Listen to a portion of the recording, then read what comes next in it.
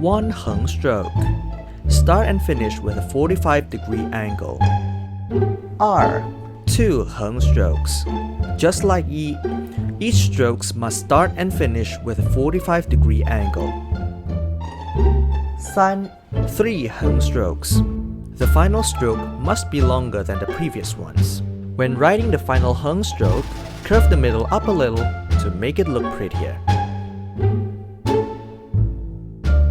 4 竖横折撇竖弯横. After writing the 竖 and 横折, write the center parts first, then close it up with a 横.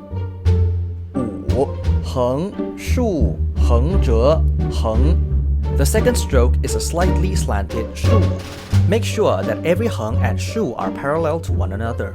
6点横撇点. Make sure that the middle 横 is slightly longer than the 撇 and 点.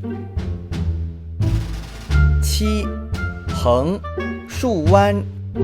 The first stroke is a slightly slanted 横. Make sure that the 竖弯 is curved and not shaped like a right angle.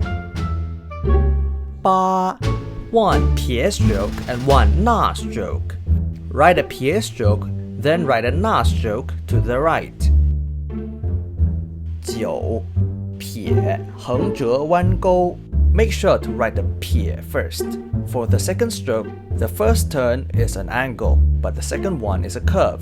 End the stroke with a go upwards. 10 1 heng stroke and 1 shu stroke. Write a heng stroke, then write a shu stroke right in the middle.